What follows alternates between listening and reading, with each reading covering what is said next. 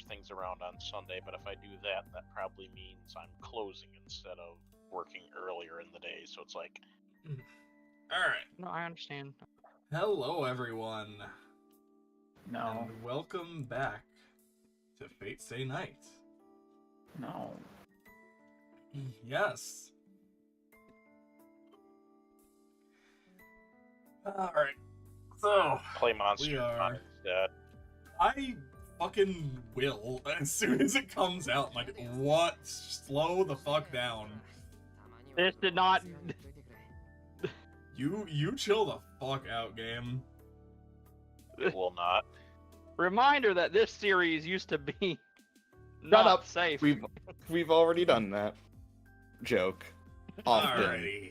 No, we've done. And it then I 1 made a million dirty times. joke about Zoe and Garfield and lasagna and Okay, now I see why you cut off the dirty joke.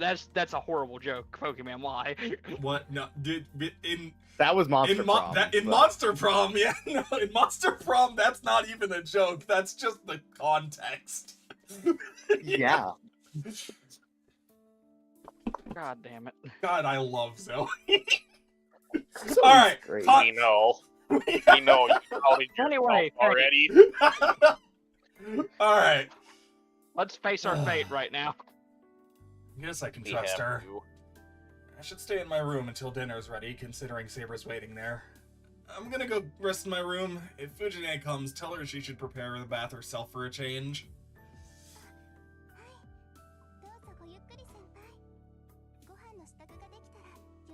Okay, please go relax, Senpai. I'll come get you once dinner's ready. Pokemon.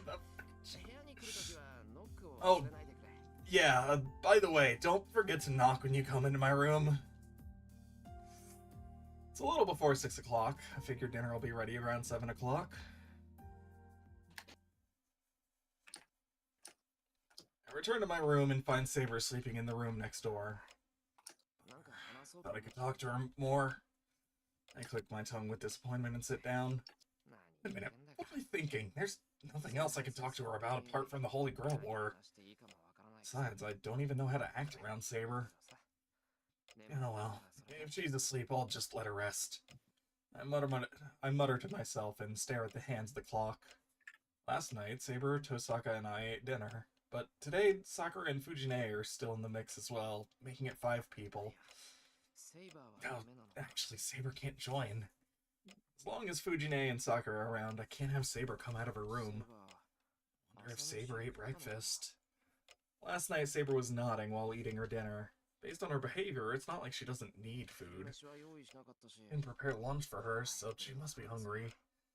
Once Fujine and Sakura go home, I should warm up some dinner for Saber. She'll have to eat alone, but there's nothing we can do about that.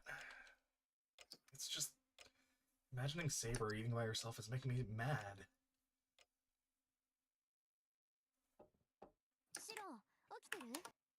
That's Rin, I Cheryl, think. Yeah. are you awake? Tosaka knocks on my door and peeks her head in.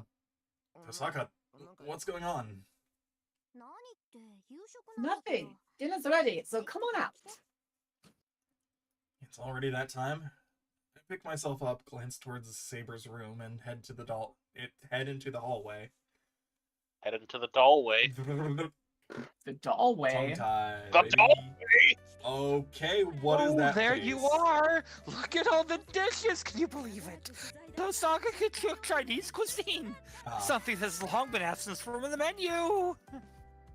Oh, sure. Oh Now my it's God. fine that she's here. Fujine dances excitedly around the table, which is laid out with dinner. Now that she mentioned it does look to all be Chinese dishes today.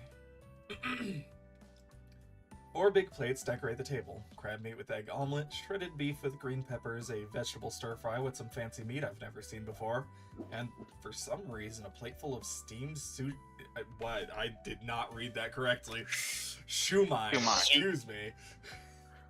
I was just gonna, like, skip past it and then realized I didn't actually read the word correctly. Listen, this man can't even say his character's father's name correctly half the time. I genuinely can't even remember his name off the top of my head right now. I'm gonna be honest. Kiritsugu. Oh, Sorry, I was... I was thinking of. It's fine. I'm not even gonna. I'm not even gonna bother. Deep cut. Don't worry about it. Salad has been served on individual plates for everyone, and the setup seems to have been well thought out. It's pretty extravagant. Fujine loves it. This is a surprise. I thought you would make something Western. Oh, she did consider making Western dishes. But when I mentioned that no one in this household makes Chinese dishes, she volunteered to make some. Why would she set out to do something no one else does? Hmm? Hey, Sakura, you and Tosaka came back home at the same time. Did you two go shopping together or something? Yes, Miss Tosaka waited for me until the Kyoto Club's practice ended, and we decided to shop for groceries on our way home. I had no idea. Looks like you two are closer than I thought. That may be true. Miss Tosaka speaks to me often at school, too.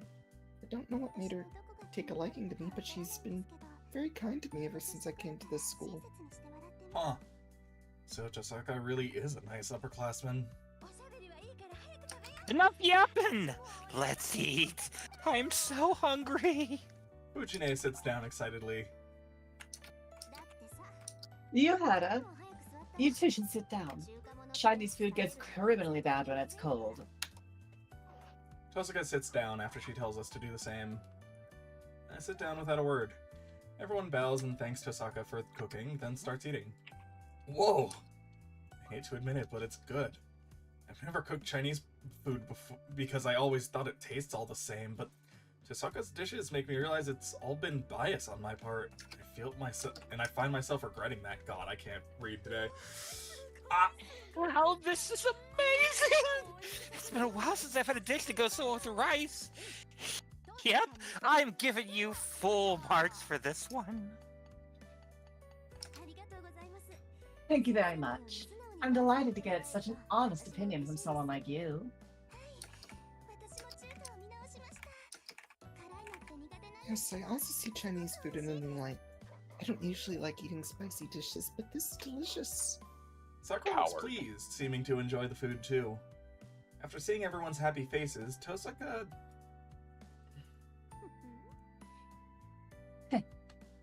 She turns to face me, her face triumphant. What? You look like you have something to say. Nothing. I'm just glad everyone liked it. Well, there's one person not being honest about his feelings, but it's amusing me, so I'll let it slide. I understand how bad it must feel to be beaten at something you're good at. I get it. You made me cook dinner last night because you wanted to assess my cooking. Okay. Today's lesson, never let anyone see your plans or potential. Tosaka returns to her food, looking exceedingly pleased with herself. Dinner is a bit livelier than I expected. Sakura and Tosaka are acting like good and underclassmen, and Fujine is now completely on Tosaka's side. Well, I have no complaints about getting to enjoy a good meal. There are no complaints, but I can't feel unreservedly good about sharing a meal with everyone here. I stand up. Are you going to the bathroom, Shiro? No, I just forgot something. I'm gonna bring them out now, so wait.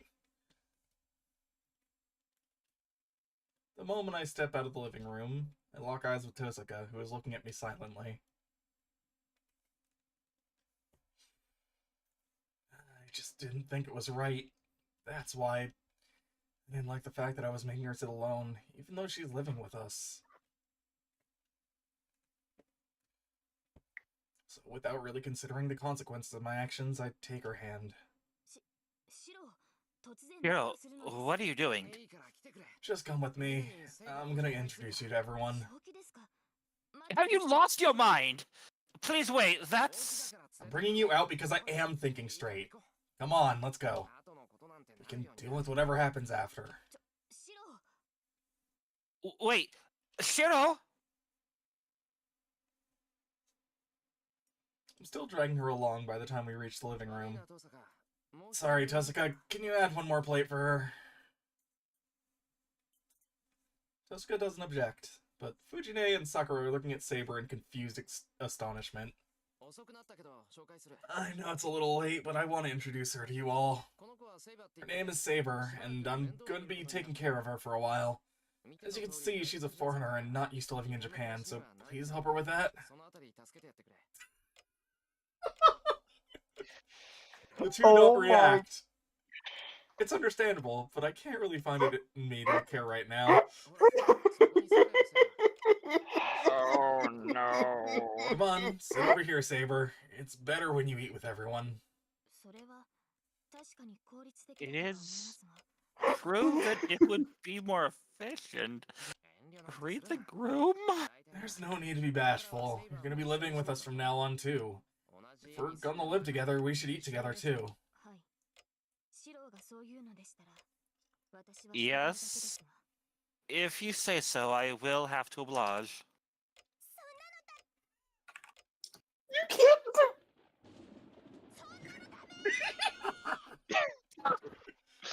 Oh, it ain't all of that. Okay, no expression off here. Yep.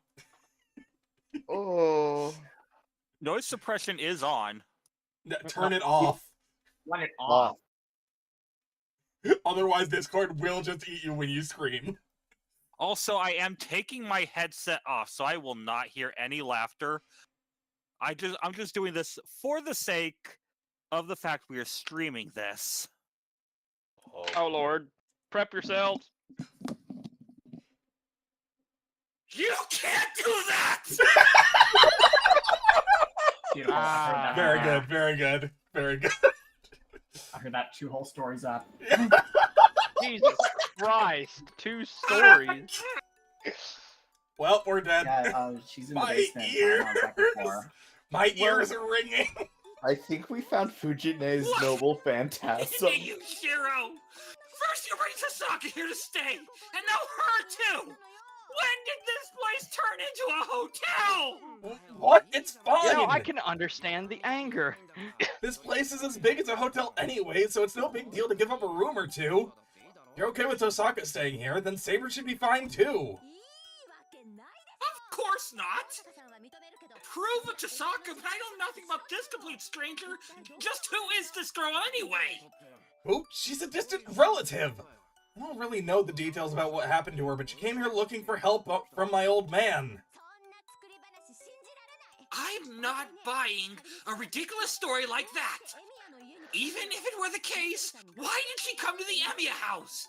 There is no way Kiritsugu had acquaintances from other...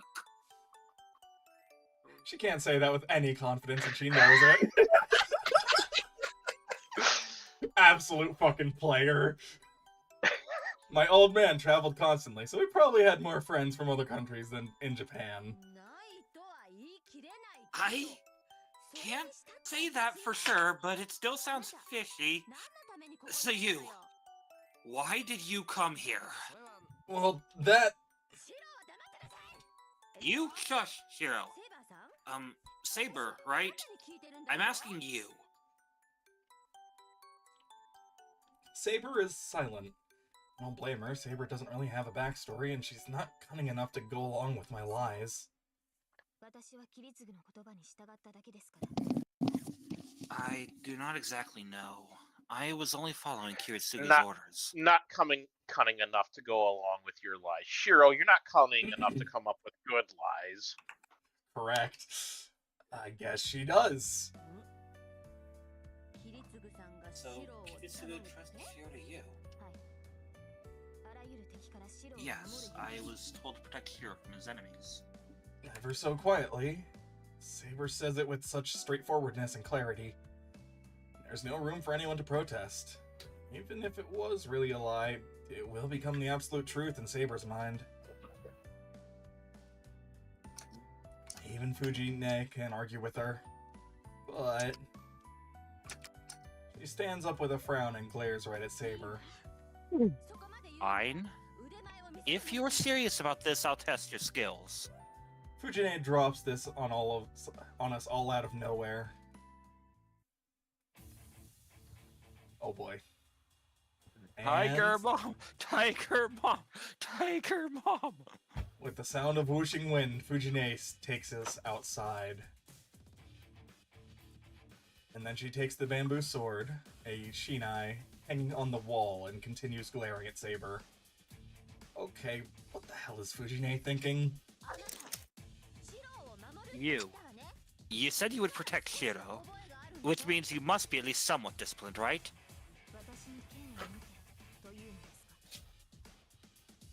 Are you telling me to take a sword?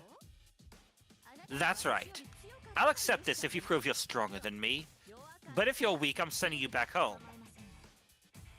I do not mind, but I do not see the sense in this. I'm supposed to be the one who protects Shiro! I'm going to be right by his side until he grows up to be a man. Saber doesn't seem to fully comprehend what Fujine's intentions are. Then again, none of us do. Like I said, I don't need anyone weaker than me around. And if you say you're stronger than me, you should be more dependable, right? And if you are, maybe I can entrust Shiro to you just a little. Fujine swings her shinai around with a pout. Understood. I just need to convince you, correct? That's right. But convincing me will be no easy feat. No sooner had Fujine said that than she practically leaps forward, rushing towards Saber, brandishing her shinai.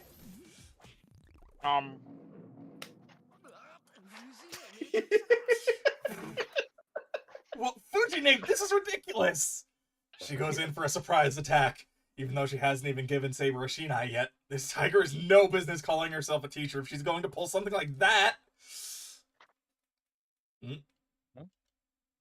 Saber stands there in a daze, taken aback by Fujine's surprise attack. Fujine swings for the body. Huh? Fujine tilts her head in confusion. Well, yeah, we're all dumbfounded and we're just watching, so it must be even stranger. Like the mystery of the Hanging Gardens of Babylon for Fujine, since she's the one who experienced it firsthand. Saber's still standing. The only difference is that she's now holding the shinai Fujine had in her hand a heartbeat earlier. Uh-oh. For real? I don't know if this is for real, but it definitely happened. Saber isn't even holding the shinai she took in a ready position. Fujine is frozen in her tracks right in front of Saber. Fujine is a kendo expert whose skill is supposedly unmatched. The experience probably made clear to her that Saber is on a completely different level. If you require me to take a ready stance, I shall. But I do believe you are skilled enough to realize I have already proved my point.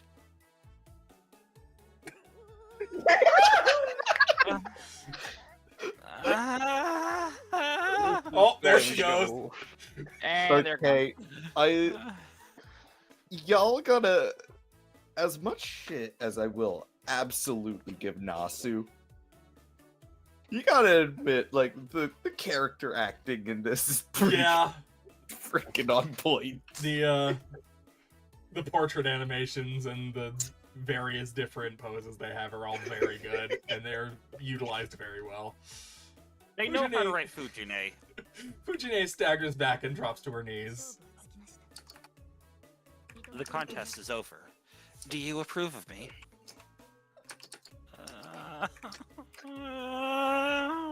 Fujine slumps her shoulders and droops her head low. This one I think she's about to retreat quietly.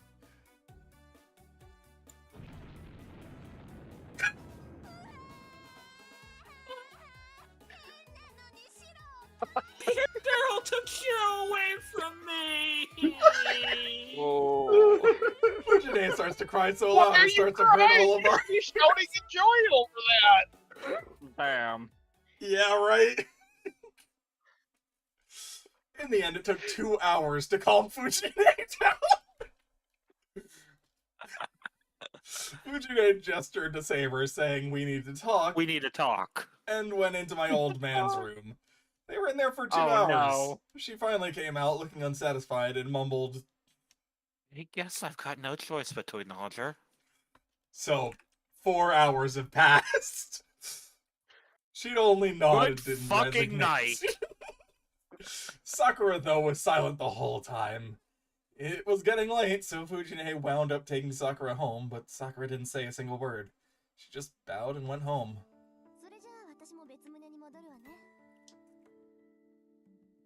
I'm going back to the outbuilding then. That's all Rin said. Come to think of it, Tosaka's been quiet all this time, too. Sorry about that. But you're thinking I did something stupid again. Not really. The only thing you're doing is trying to add some unnecessary flab to your heart to make yourself feel better. If you keep on doing things like this, you're going to really get yourself in trouble. She waves goodnight and then heads off to the outbuilding. I'm exhausted. I should probably sleep early today. Please wait, Hiro. I would like to ask you something. Hmm? Sure. What is it?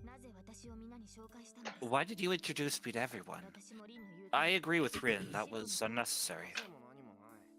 No real rhyme or reason. I just didn't like how things were going, so I introduced you to everyone. Hiro, you did not answer my question. You must tell me what you didn't like. Saber draws closer to me. What happened tonight really so strange to her? What do I know? I was just eating. I didn't like knowing that you were all alone. If anything, I thought we'd have less secrets to worry about once Fujine and Sakura knew about you. That was most certainly futile then. Making them aware of my presence is detrimental. I am able to conceal myself in this house, so it would be better for me to simply remain standing by. Better? In what way? You saying she's better off being ostracized when the rest of us are all eating? It's not true. You may be fine with it, but I didn't like it. It's not about logic or sense. I look away from Saber. I'm gonna go to the shed, so go ahead to your room. She doesn't answer. I turn my back on Saber, who seems unconvinced by what I said, and make my way to the shed. I step outside. The tranquil yard is lit by pale moonlight. The winter sky is clear enough to see the stars above me. I sigh, hardly realizing I'm doing it. Tosaka's right. I'm contradicting myself.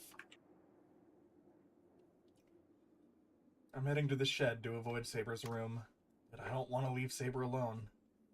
I'm having a hard time interacting with Saber as a member of the opposite sex, but I can't ignore her on a human level. It's no wonder Tosaka gets disgusted with me and my contradictions.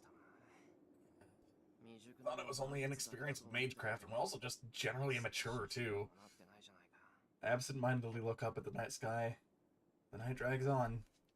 My inexperience is all the more reason I can't skip out on my training. All I can do is keep on believing that if I work hard enough, I might someday attain something. That's a little too big of a mood. Alright.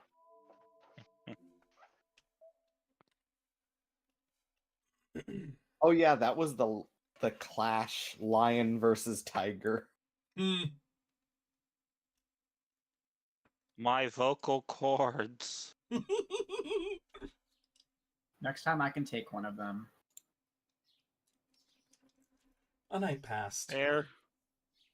After getting ready, just like I would on any normal morning, and heading to the living room, I am greeted by the most complicated breakfast table scene of my life.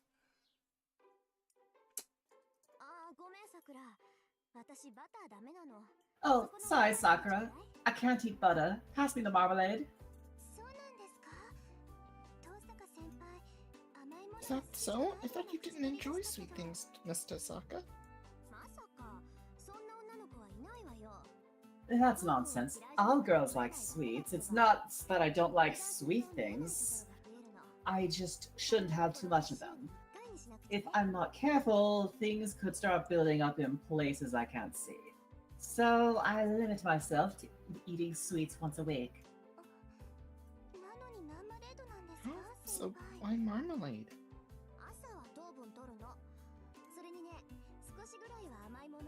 I have sugar in the morning. Besides, I should have some sweet things or I might pay for it later. Honestly, even if you only eat twice a day, it would be a big problem if you ended up eating twice as much. Exactly. Hey, I wasn't going to say anything, but you sure eat a lot. You sure eat a lot, Saber. Oh my word. You might have a small frame, but you eat just as much as Sakura. You think so? I eat an average amount. I would like to point out that the toast Sakura was twice the size of mine. That's not true, Mr. Saka. Saber and I were all served 2 pieces of toast. Yes, but the thickness is different.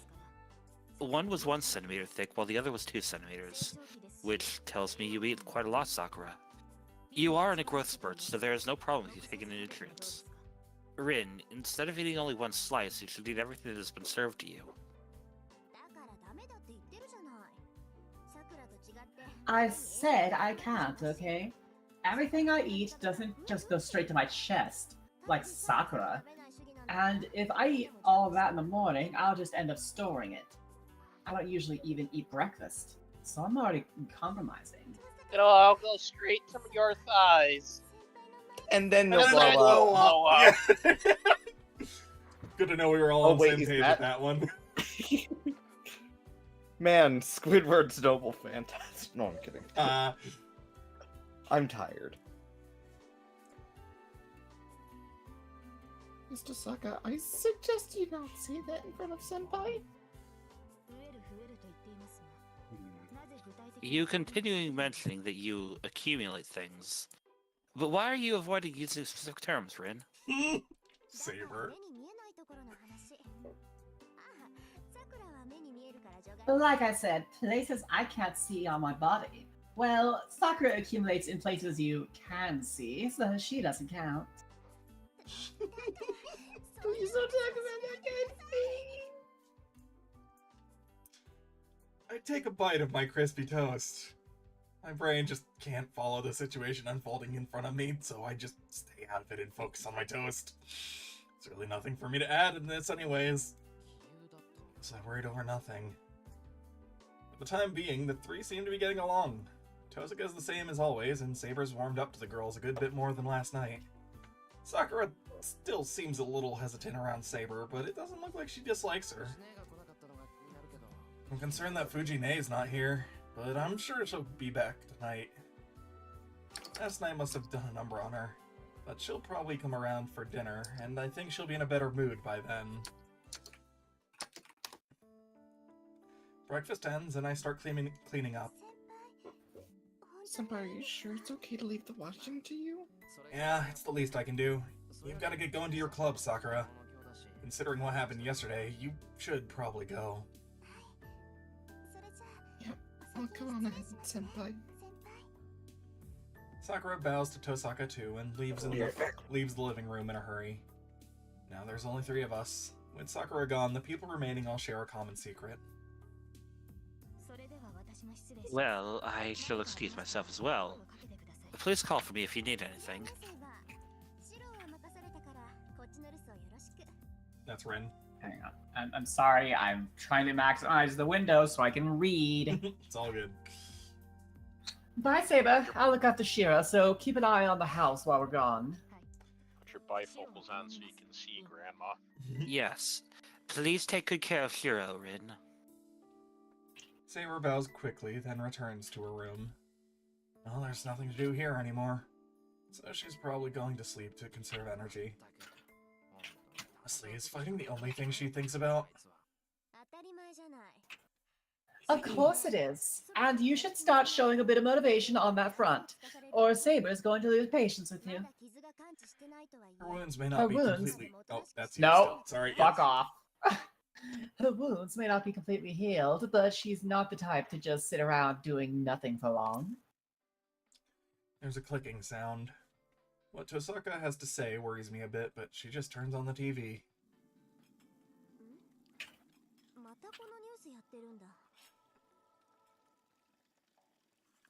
Huh? This news again? The TV plays the morning news. I just listen from the kitchen as I wash dishes, but It's the same story that I've heard before. There was another gas leak incident in Shinto.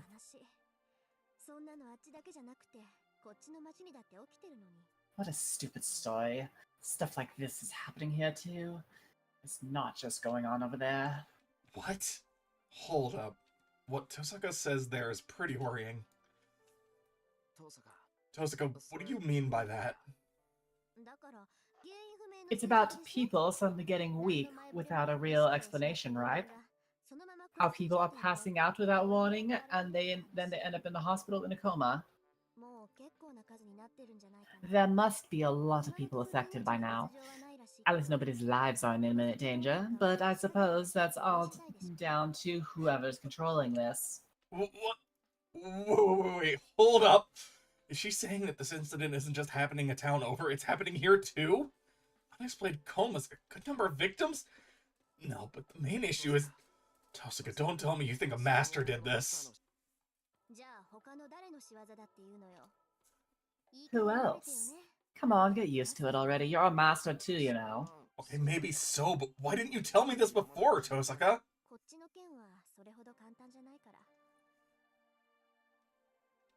Because there's no easy fix here. The master who cast the bounded field over the school is of third class, but whoever is causing these incidents across the whole town is first class. They're skilled enough to extract the power they need from people without killing them. And while gathering energy that way might be slower, they're staying within the rules for mages, and they don't need to exert themselves to accomplish this. This master is stealing the life force from everyone in town. One of the simplest forms of magical energy from a remote location. From a remote location? Can someone really collect magical energy from a distance?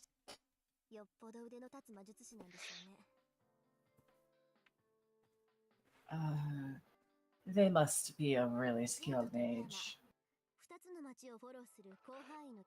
Only a truly great mage would be able to cast a net over 2 towns like Shinto and Miyama to absorb energy like that. Or maybe they lucked into a superb spiritual site. Father mentioned that Fuyuki has a ley line, so if they build a base there, it would be easy to collect life forces. Hold on, Tosaka.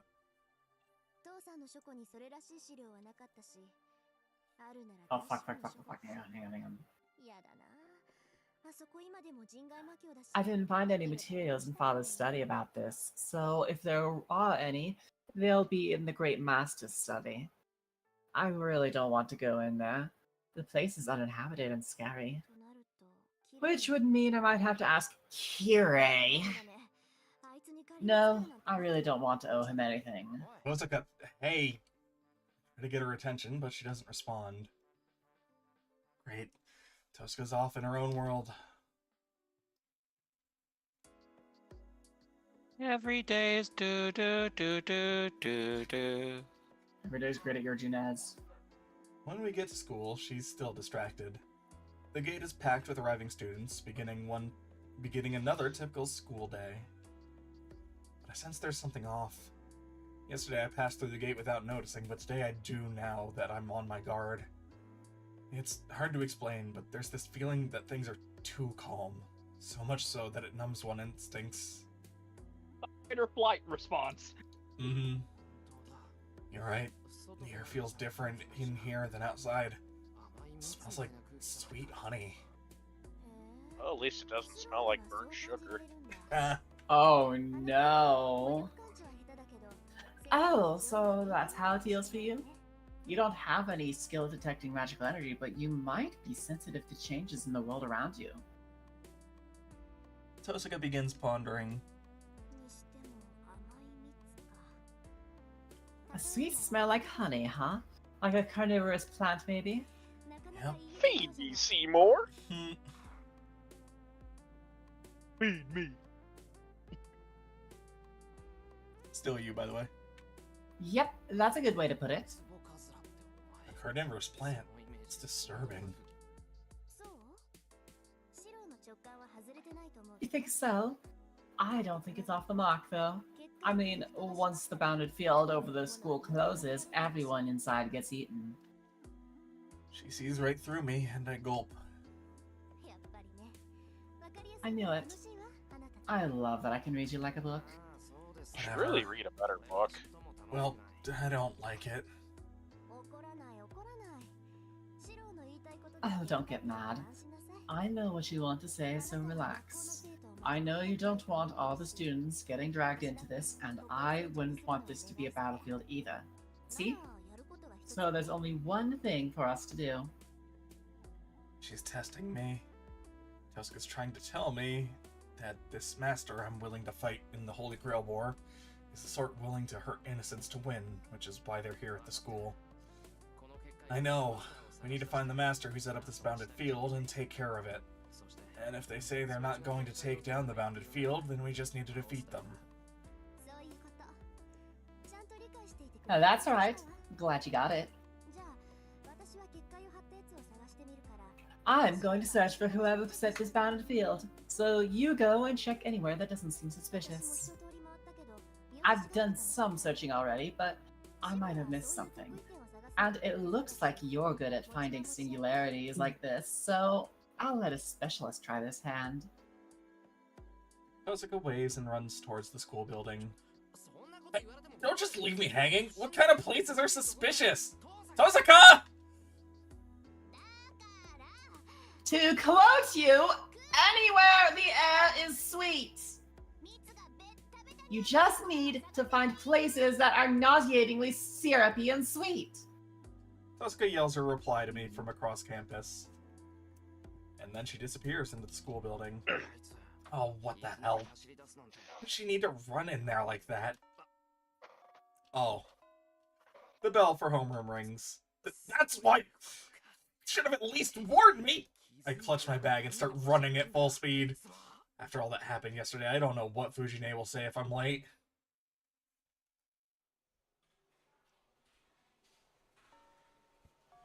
It's lunchtime. Temporary though the break from classes is, students rush back and forth across the whole school. Okay, won't look suspicious if I wander around now. I wolf down my lunch and head into the hallway. This really isn't the time to say I've never done anything like this. The war has already begun. So now I need to look for anything suspicious, like what Tosuka was talking about in my own way. I guess the first place to look would be wherever there's not usually anyone around. Let's see. I just hope I can make some progress without wasting this 1-hour lunch break.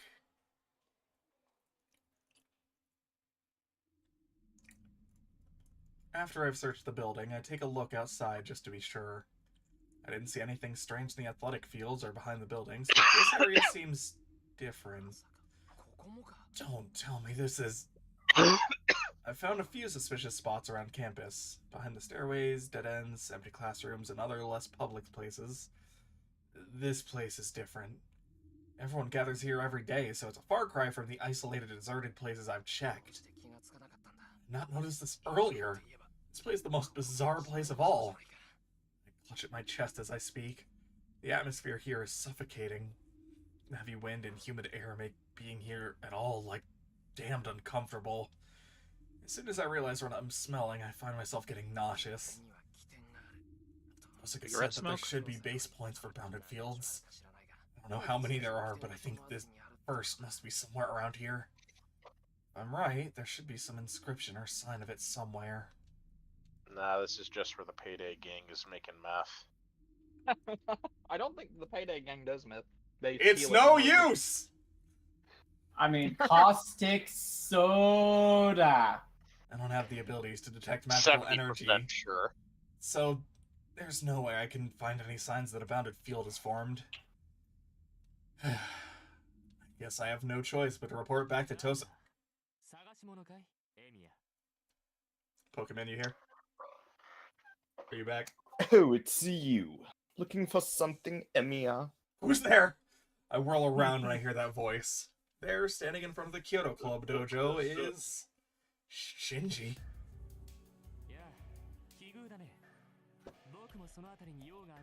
Hey, what a coincidence. I was actually heading that way myself. You didn't happen to see it, did you? Shinji grins. Shinji Mato seems genuinely pleased with himself. See what? Don't see anything around here. Ah, you did see it. I get it now. That's why you and Tosaka were together. Yeah. Teaming up with other masters is an efficient way to go. What? Shinji, don't tell me! Get in the robot. Hey, chill, Amiya. It's between you and me. We shouldn't be hiding anything from each other. I didn't know what the hell's... I don't know what the hell's following you around, but you got forced into this shitty role as master too, right? Shinji is so blunt about this. Not an ounce of hesitation. He's a master and not at all shy about it. Don't tell me you're a master, Shinji? That's what I've been saying. But hey, don't get me wrong. I have no intention of fighting anyone. Sure, I'll kill anyone who tries attacking me, but I won't do anything if people leave me alone. See, we're a lot alike in that regard, aren't we? Shinji giggles. From what he's saying, it's clear he's a master, but... I'm actually surprised to learn that you're a master, Amiya. So why don't we have a little chat? One shocked master to another. A chat? I don't mind, but what are we going to be chatting about? Your death. About what's gonna happen, obviously. I already told you I have no plans to fight. The rest of the participants sure do. So it'd be best to be ready for anything that might come our way, don't you think? It might be scary alone, but not so much if there's two of us. Is Shinji asking me to team up with him? Well, this probably isn't the best place to talk about this stuff. Who knows who might be listening? Why don't we go somewhere else? Maybe we can talk at my house. Tosaka wouldn't be able to spy on us then. We'll be safe even if we're attacked. Go somewhere else. Are you crazy? Lunch break's almost over, so if we wanted to talk... You're so freaking boring. So what if we skip class? Let's just go. I'm glad to know you're a master too. Over with the moment. That's no reason to go.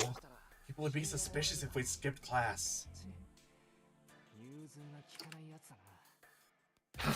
You just won't budge, will you? Oh, I get it. Yeah, you're right. You should be on guard. But don't worry. I'm not going to attack you, no matter what. Do you really take me for the kind of guy to stab you in the back? Huh? Yes. Yeah. I guess I No. shouldn't just casually follow you, huh? Well, whatever. You have a servant hanging around you too, so I'm not going to pick a fight with someone so dangerous. Huh? Does Shinji think I have Saber with me right now? Actually, no, Shinji can't just can't see the servant in spirit form. That's why he thinks I have Saber with me. Just come on. If Tosaka finds out, neither of us will live to tell the tale. Shinji starts to walk away. I guess I have no choice but to follow him. I'm interested to hear what Shinji has to say, so at this point, I should just give up on attending the afternoon classes. This is the greatest plan, I say sarcastically. We walk up the hill. We're in a residential area with Western-style houses in stark contrast to my house. I hear Tosaka's house is at the top of this hill, and I remember the Mato house is right below it. It's like it's trying to hide or something.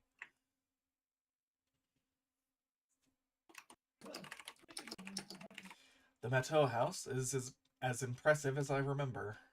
I visited a few times during middle school, but I haven't been near it recently. I haven't been invited since Shinji and I drifted apart, and above all, Sakura doesn't like me coming here. It's daytime, but the mansion is dark. The whole place is designed so that sunlight doesn't get in, and there's not much in the way of lighting inside. There's honestly a decent enough chance of someone smacking into a wall if they don't know the layout of this place. This way, Emiya. I'm in the living room. I don't know when he got there, but I hear Shinji's voice from the back of the mansion. Even after a year, I still remember my way around the house, so I'm able to find the living room easily enough. There's nothing in the way of lighting, even in the living room. The curtain is pulled shut, blocking out the sun. Not a hint of artificial light either, so the place is dark and gloomy.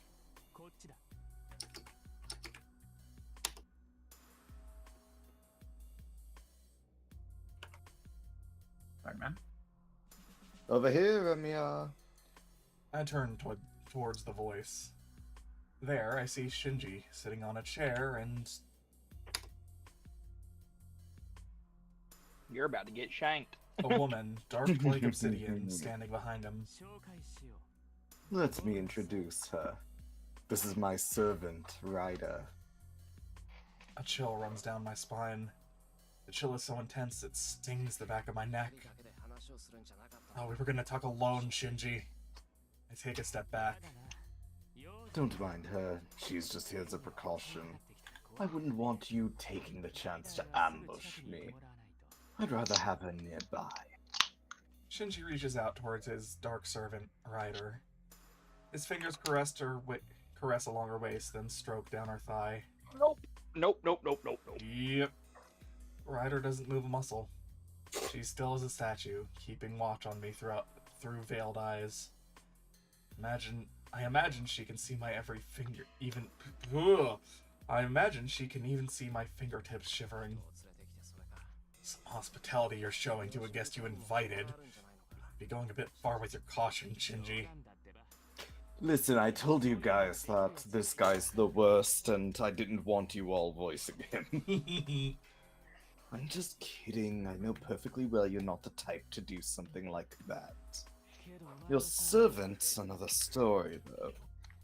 Training this one took me a while, actually. It's not unusual for a servant to ignore their master's orders, so just think of this as me keeping an eye on things. A servant who doesn't obey their master? Now that I look closer, Ryder is a little different than Saber. Saber is silent, but she's not frosty. I sense only coldness from Ryder. A human almost completely lacking humanity. A dark figure that looks like blood in its veins has discolored. She doesn't give the impression of a heroic spirit turned servant. I can only sense something inorganic, devoid of any light. So, Ryder is your way of keeping my servant in check? Can't say I love that. Sorry about that, but I'm an amateur. You know, I'm not used to this kind of stuff, unlike you. You'll have to forgive me for that. Can't say I'm exactly used to this either. That's so? Oh, then why don't you call yours out too? It'll help us understand each other, and things will be even. Yeah, let's do that. Hey, Emiya. I showed you mine, so you show me yours. You, of course, you said it that way. I had. Come on. Shinji really thinks Saber's right next to me. It's probably best to let him keep thinking that. I refuse. If you're just doing this to keep me in check, you shouldn't mind. That should be enough if I'm just here to talk. What the hell? Don't you get it? I said I want to see it. I don't know why you're being a little shit about it, but I think it'd be best in your best interests, so listen to me. Then we're done talking. I didn't come here to show off our servants. If that was what you wanted, I'm heading home. Fine, you're useless as usual. He moans discontentedly and slumps further into his chair.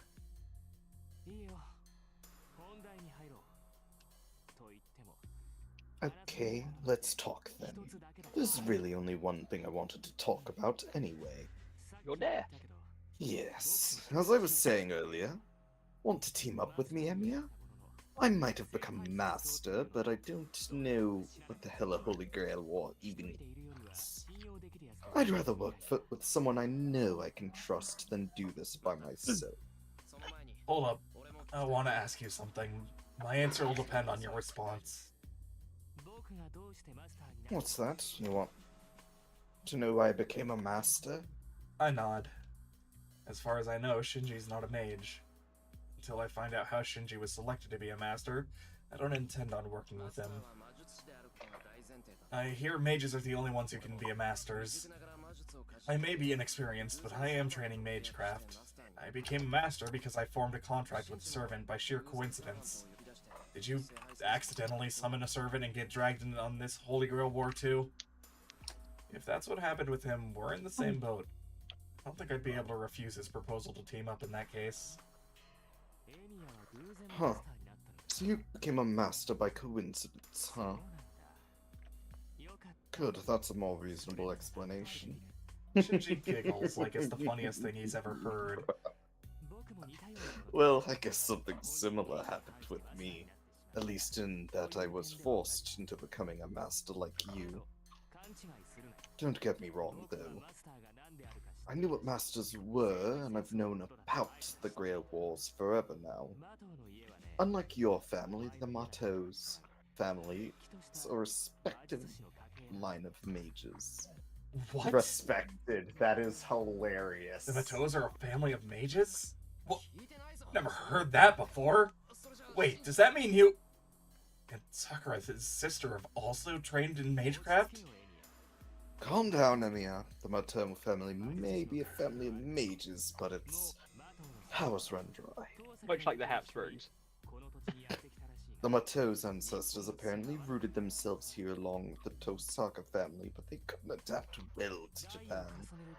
And as generations went, the magic circuits, yeah, those started to dwindle, and by the time I was born, the Mato bloodline was pretty much back to the point of being more or less an ordinary humans.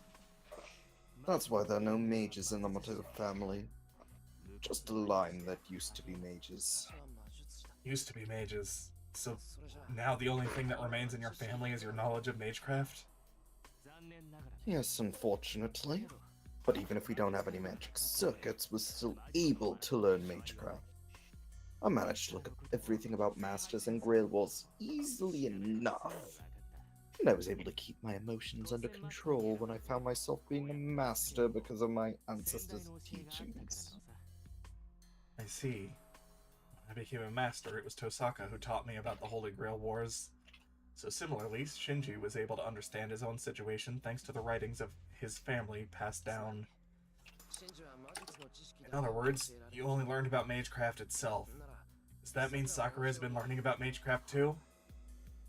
But you don't know anything, do you?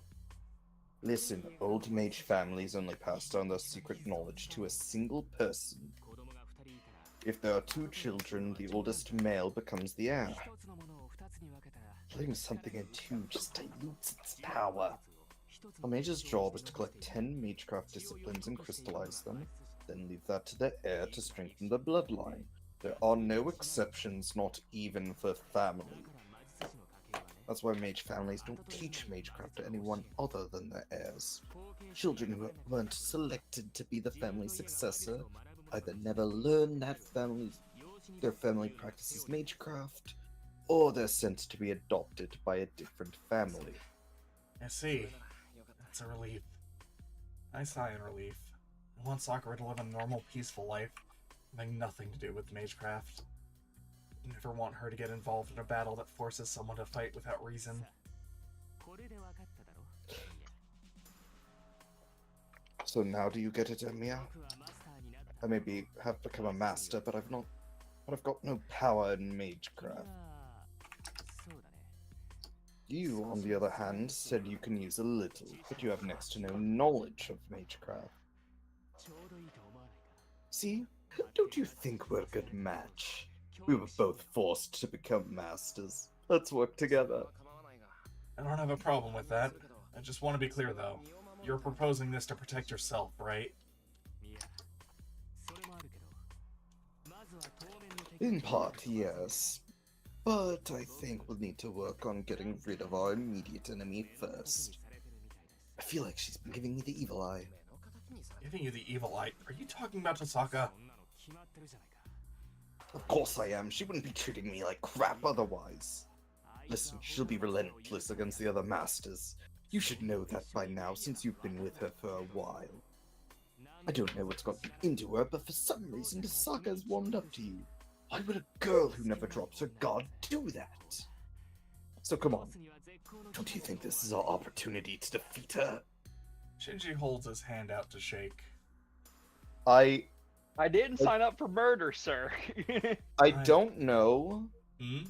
how I feel about the fact that the most natural voice I've been able to give him is Damien. I Yeah. won't be a part of that. Arson! I can't. Arson. If Shinji really wanted to protect himself, he could have asked Tosaka too, not just me. Besides, Shinji, do you know there's someone overseeing this Holy Grail War? Yes, the priest of the church, right? I heard he was a survivor of the previous war, but I haven't met him. He seems annoying. Not a mage, so I don't want anyone to push their rules on me. Shinji's contradicting himself. If he really wanted to stop fighting, he should have gone straight to Kotomine. Shinji, did you know there's a bounded field set up over the school? Yep, I didn't notice, but Ryder told me. What about it? It isn't your doing? Tosaka said it was the work of a master at school. Oh, well, it's not me. I know there's another master at our school, so it's probably them. Huh? Tosaka said there's only one other master. I wouldn't recommend just blindly trusting Tosaka. Either way, she's wrong. Tosaka's trying to trace masters by sensing their magic circuits, right? If so, I wouldn't be one of the masters she could detect since I don't have magic circuits to begin with. You could also be lying. From the very beginning, I wouldn't even be a blip on the other masters' radars. I get the feeling he's not lying, but I have some theories. I see. The presence of mages or command spells ultimately activates through their magical energy. But if someone without magical energy becomes a master, the only way to identify them would be seeing them directly. Tosaka's method of seeking out people with their own magical energy wouldn't lead her to masters like Shinji. Shinji doesn't have a single one of the traits Tosaka is expecting in a master. See, so Tosaka must be sensing a different master. I should warn Tosaka about this when I get home. With that settled, there's no point in me staying here any longer. Hey, Emiya, what about our partnership? I'll have to refuse. I'm not going to help you defeat Tosaka. Besides, she hasn't done anything. I know I'll have to fight her one day, but I trust her now, and I want to keep on trusting her. When something does happen, it'll be too late. But if that's how you feel, I'm not gonna push it. I'll wait it out and see, just like... Surprisingly, Shinji gives up. He doesn't try to stop me from going home, and he doesn't send Ryder to attack me. Shinji really is a complicated guy. He may act like a jerk, but he seems to try and play fair in his own way. Hey, Shinji, I know I'm harping on this, but does Sakura know about you? She doesn't, and I don't intend on telling her. I'm the heir to the Mato family. Sakura can just remain my little sister and be none the wiser. That would be great. I don't want Sakura's life to change. Fine. Since I'm a big brother, I should be thanking you for being so concerned about her. Okay, let me tell you something good. I don't know who it is, but one of the masters has set up a nest for themselves in the temple. What? The temple? You mean Ryodo Temple? Yes. According to my servant, there's a little witch living in the mountains. She's supposedly collecting a bunch of souls. So things are going to get ugly if nobody does anything about her. What? If that's true, that makes 5 masters. If this witch is collecting a massive amount of souls, there's a high probability it's the cause of what came up in the news this morning. That's all I've got for you. Ryder, see him out. You're not to harm Emiya since he's on our side. Shinji orders Ryder, and she walks closer to me. No, well, that's... Don't worry about it. I'm responsible for your safety as long as you're in my house. It wouldn't do for you to get hurt or anything like that. Oh, Ryder, you only have to see him as far as the front door. Once he's out of the house, he's not my concern. He's not my concern, but treat him well until then. Shinji retreats to the back room. I silently look towards Ryder. Her being on screen, several people have already simped for her. The black-garbed Ryder says nothing. What surprises me, though, is that when I take a closer look, I notice she has a graceful and innocent-looking face. Her floor-length purple hair exudes a foul odor of blood, but at the same time, she's unbelievably beautiful. And one of those people is just literally our main character. Yep. I realize I'm staring because of her appearance, and I'm embarrassed for a moment, but I feel like her face and outfit just don't match at all. If I had to boil her down to a single phrase, she's like a priestess dripping in blood. She's both holy and evil. Ryder is a walking contradiction. Actually, why are all heroic spirits so beautiful? As I think this, I look... hang on, back it up. Including Heracles? Shinji. Shinji. Hero. Hey, roll panic. Bye, panic. Bye, panic. It's that Pokemon meme of like, son, we're gonna have to talk about the Pokemon you've been catching. I don't know what you mean. By the way, Min, Vera voice for her. Gotcha. As I think this, I find myself looking up at Ryder's face out of sheer curiosity. Oh, wow, she's so pretty tall for a woman. She's essentially 170 centimeters tall. 170 feet? 170 feet? Fucking Godzilla out here. This really isn't the time for calm observation. Being alone with her is a problem in and of itself. I should hurry out of the Mateo mansion. Okay. 5'8". Ryder sticks with me all the way to the entrance. I don't know about this. She doesn't even seem alive, but maybe she'll answer if I try talking to her? Yeah, why the fuck not? Ryder, was what Shinji said earlier true? I ask, not really expecting a response. There's no change in Ryder, just her long hair fluttering in the wind. Figured as much. Sorry for asking such a stupid question when we're supposed to be enemies. I step out through the door, raising my hand to show her my appreciation for seeing me out. But then... He did not lie. There is a witch living in the mountains. Huh? Ryder. You must proceed with caution if you intend to challenge her. That witch knows how the minds of men work. Ryder speaks indifferently. I realize her voice is drawing me in and shake my head to clear it. Thanks for the warning. And take good care of Shinji. As you can see, he's a bit of a pain, but I hope you can protect him. I catch myself getting surprised, but I managed to reply. I guess that was funny, because... You are a noble soul. I can see why Shinji warmed to you. Ryder giggles softly, and then disappears into the Mateo house. Shinji sucks. There's my post. By the way, Curb, after stream, I am going to ask you what your theories are. Much like what happened during the Zero Escape stuff. I walk down the hill and return to the intersection. If I walk towards the residential area on the other side, I'll be heading home, but... There's a master at Ryoto Temple, huh? That's about an hour's walk towards the mountain from here.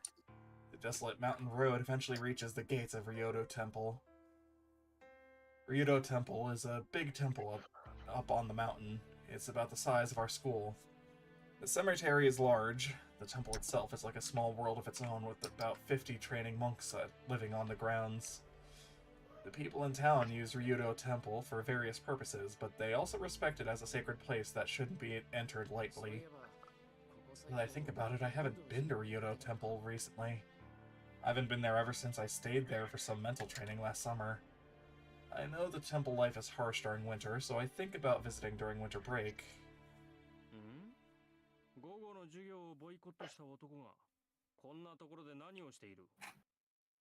Min. Min. It's like, What's a guy who cut afternoon classes doing here? Speak of the devil. I run into Ryudo's temple heir, Ise Ryudo, on the road.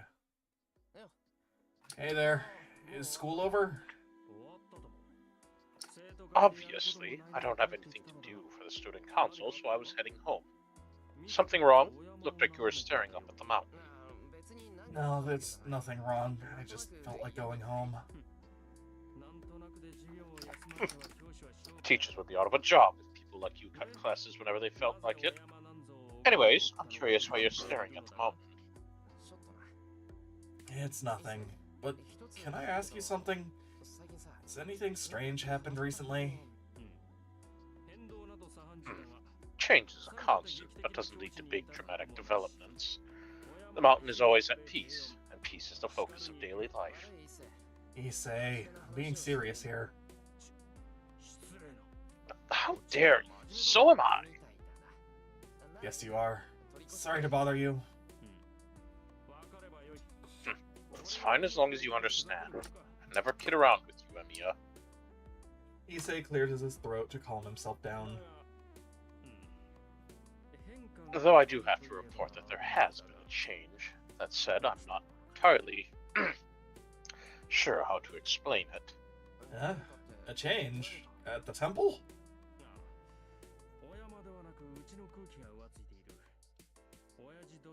Yeah, but not out of the mountain. However, the situation has left everyone in the temple restless. We have a guest at the temple, and they're apparently an acquaintance of my father, but the awkwardness is because of them. She's a beautiful woman, which makes it a touchy subject. Honestly, I don't know why there's such a fuss over a woman. Woman? Does Ryoto Temple have any nuns? No, we don't have none. We got none. But We ain't they've made an got exception none. for her. We're letting her use her room until the wedding happens. Well, she really is beautiful, so I have to admit that even I get captivated by her looks. Whenever I go out and fetch water from the well. What do you mean an exception? Ise, hey, are you even listening?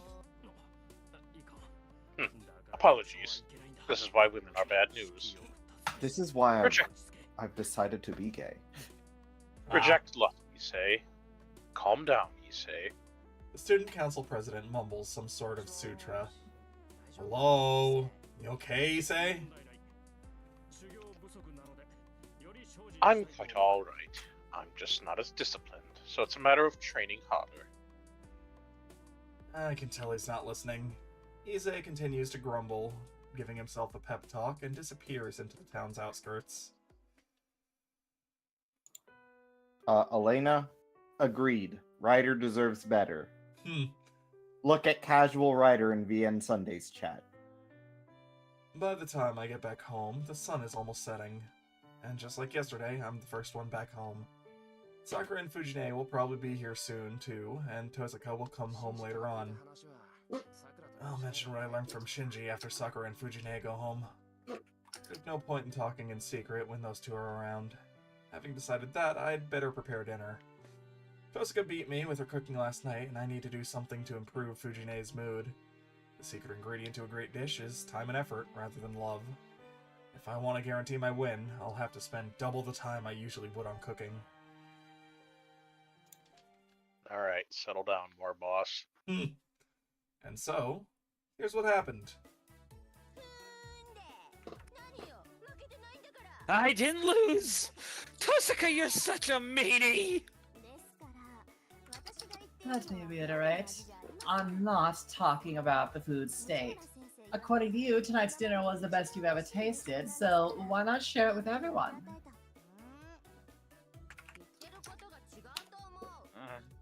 I don't think that's what you meant. You said you didn't want to eat the food Shiro made. I was only talking about breakfast. I will eat dinner like everyone, and Emiya and I made an arrangement to take turns cooking dinner. So what reason is there for me not to eat? If you don't like that, you're welcome to take my turn cooking tomorrow.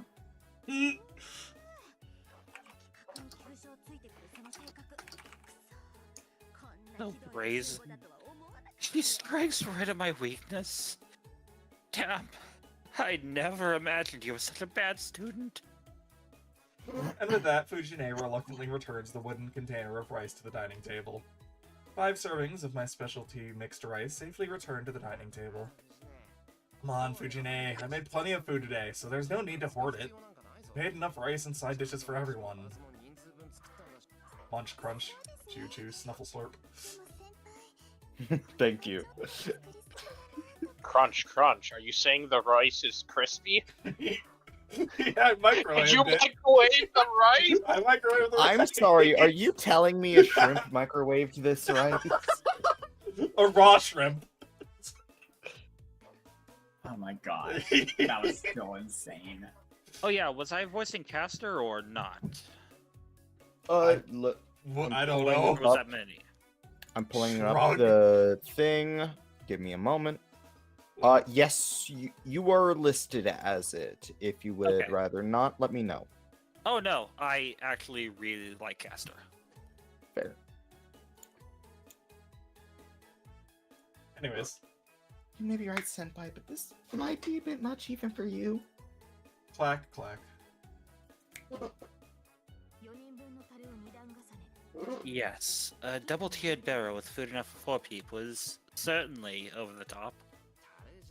It's not a barrel. It's a round wooden container for rice. The main dish is rice today, so I made extra. If we have any leftovers, I'll make them into rice balls for lunch tomorrow. Oh, can I get in on that lunch thing? I don't like fried rice made from leftover rice, but this is exceptional. There's all kinds of stuff in this rice. What's inside? It's basically mushroom mixed rice crack. Instead of using bean curd, you mixed in yuzu citrus to make it aromatic. Such detail, such war Dude, boss. that sounds fucking awesome, yeah. Wait, I'm gonna eat this all by myself! Just you watch! Fujine must have given up monopolizing the wooden container of rice, but she starts to shovel food into her mouth at alarming speed. The moment her rice bowl is empty, she thrusts it out, requesting another helping. It's fine, but you really don't need to rush. There's plenty, Fujine. Don't mind me! I'm just gonna eat all the food that you made, Zero! I won't be letting some stranger who just barged into our lives eat any of this food! Fujine snatches the rice bowl. Huh? I really don't get it. Sakura laughs uncomfortably, Tosaka looks exasperatedly and ignores Fujine, and Saber just sits, eating her food. I worked pretty hard to make all this, but it's looking like that might have backfired. The dinner, which I'd intended to make for Tosaka admit defeat, ended boisterously thanks to Fujine's eccentric behavior.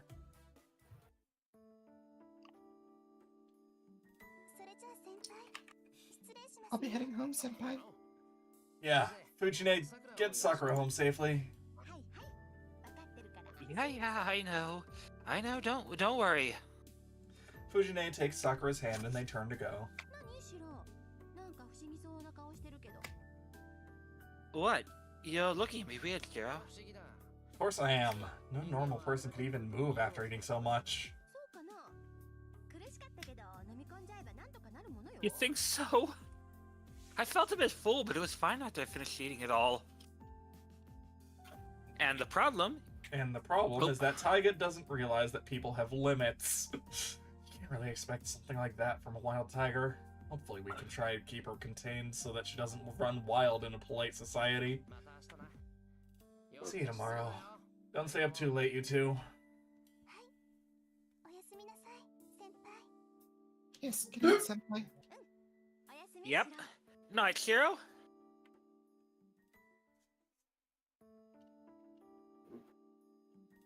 I see the two off and go back to the living room. I mentioned I had something to tell them after dinner, so Tosaka and Saber are sitting in the living room looking serious. Good luck today. Oh my god. Good work today. So, what did you want to tell us? It's about the other masters. There's something I want to tell you, too. Saber's brow furrows slightly. As a servant, her life is focused on combat rather than a peaceful daily routine. I still don't think her wounds have completely healed. Even with her healing powers, the chest wound Lancer's noble phantasm inflicted won't heal quickly. With that in mind, I hesitate to tell them about Shinji. I'm the same as Shinji. I'd want to avoid fighting as much as I can, and I don't think it's right for a young girl like Saber to wield a sword. Hiro, do you not have something to tell us? Oh, yeah, let me get right to the point. I met Ryder and her master yet today. What? Ryder's master? When did that happen? That is absurd! What were you thinking, meeting an enemy master alone? Well, hold on, calm down.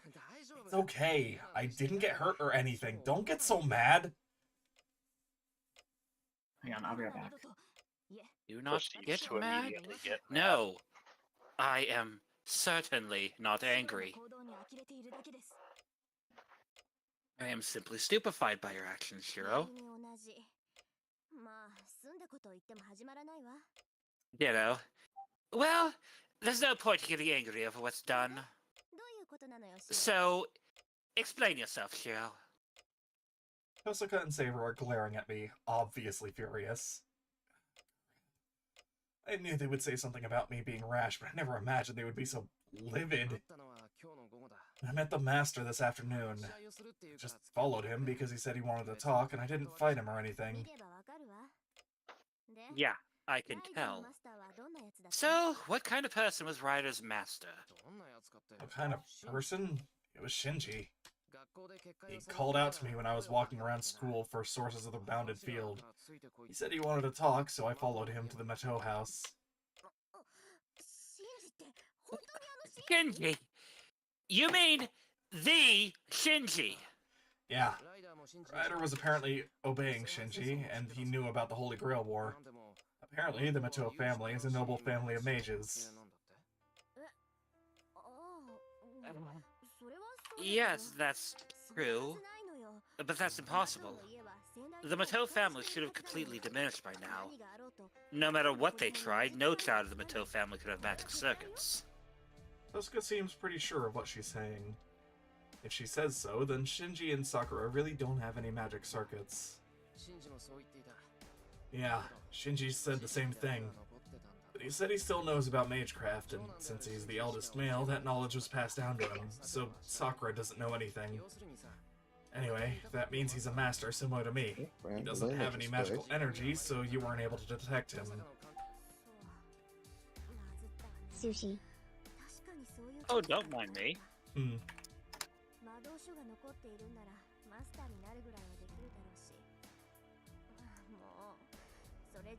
I see.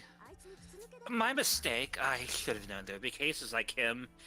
As long as he had grimoires lying around, he could certainly become a master. It means he saw right through everything I was doing. How could I be so careless?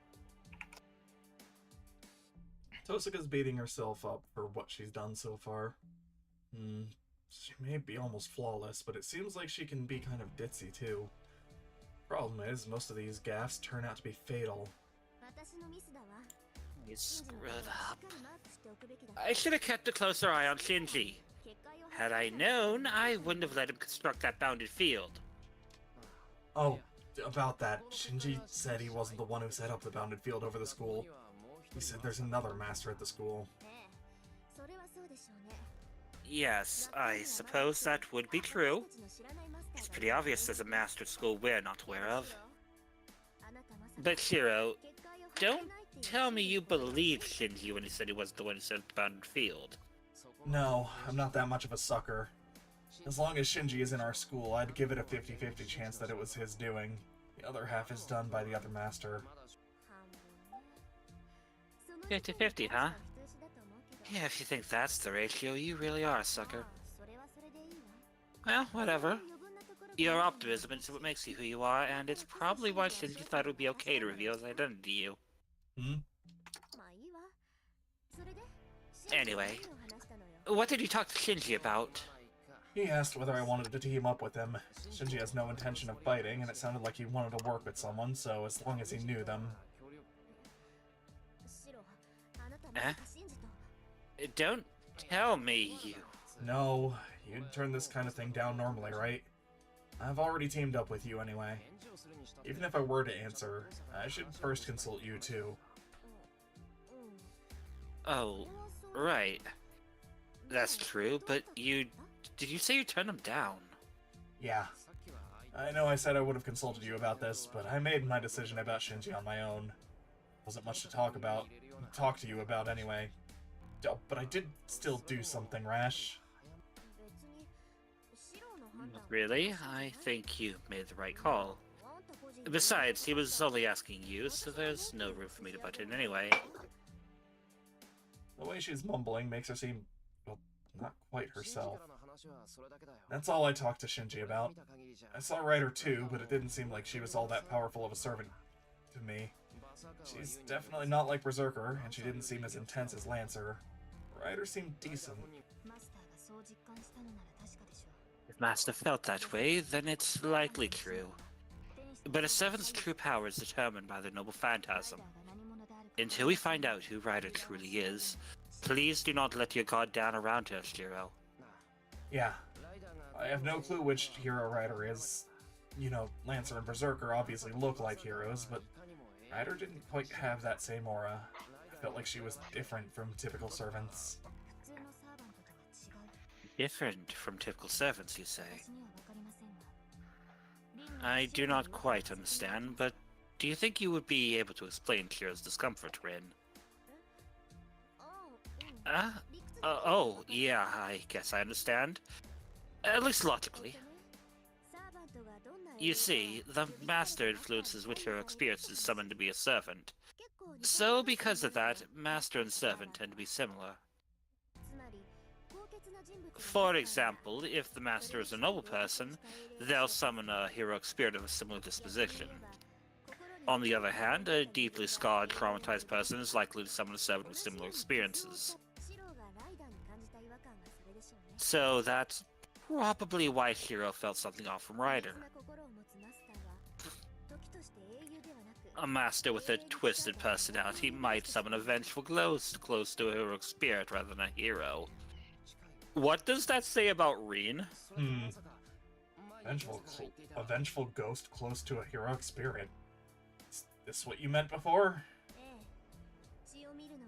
That's right. A tyrant who enjoys the sight of blood and does not think twice about killing. There are plenty of heroes famous only for their brutality, so it wouldn't be a surprise for someone like that to become a servant as well. Is that true? Now that I think about it, I smelled blood on Ryder, but I didn't get the impression that she was bloodthirsty murderer. That's all I have on Ryder. There's one more thing, and this might be the most important point. According to Ryder, there's apparently a master in Ryodo Temple. Someone is collecting magical energy from everyone in town. What do you two think of that? Ryodo Temple? Are you talking about that temple at the top of the mountain? Yeah, that's the one. Do you know anything about it, Tosaka? Actually, not at all. I've never been to Ryodo Temple. I don't know what kind of master would be set up there, but a normal one wouldn't think to set up camp in a desolate place like that. Yeah, I was pretty surprised when I heard there was a master at Ryodo Temple. Being there might not draw attention, but there are a ton of monks living at the temple. We would definitely hear about it if they pulled something strange. I don't buy it. Even if it were true, Ryodo Temple is way out in the sticks. If they were to cast a net across Miyama and Shinto, that would be powerful magic, but a waste of magical energy. Even if they collected magical energy from such a wide range, executing such a large-scale matriarch would be impossible. Tosaka thinks for a moment, looking troubled. Relying on her experience here, so I can't interrupt her. Actually, Shiro's story is plausible. If a master was able to take hold of the temple, they would likely be able to execute traps that killer effortlessly. Huh? Do you know about Ryoto Temple, Saber? I haven't taken you there yet. Have you forgotten, Shiro? I participated in the previous Holy Grail War. I know this town very well, and I know about the ley line that formed at that temple. A ley line? Hold on! That's what's at my house! Why would there be 2 ley line centers in one area? I do not know why, but that temple is like a sanctuary for mages. I hear all lifelines in this area flow towards the temple, so it is the perfect point to collect souls. A mage would simply have to tap into its natural flow to collect life force from the whole town. First I've heard of it. But if it's true, it would certainly be possible for someone to steal life force from the entire city. So that area is spiritually powerful, right? It's just obvious. Otherwise, people wouldn't have built a temple up there in the first place. Of course. You don't have to tell me that. I figured as much. Temples and shrines have traditionally been built where there are gods to protect the town. Monks don't pray to the gods and Buddha to offer people... Yeah. And Buddha to offer people blessings. Instead, their job is to seal up any areas that people believe are unlucky to ward off calamity. So based on that, it's no surprise the mountain where Ryoto Temple is located is a special place. Hey, don't tell me you thought Ryoto Temple was just there for show. What's wrong with that? I thought it was just some temple because they don't have any practicing thaumaturges. Practicing thaumaturges? What's that? They're people who help spirits go to heaven by means other than sutra readings, worship, or prayer. An enlightened person could pull it off just through Shinto and Buddhist rites, but monks who aren't as experienced aren't able to reach that level. So they add their own powers to cast spells just like us. There's an organization for those people here in this country. I don't know much about them though, since they're nothing like the Mages Association.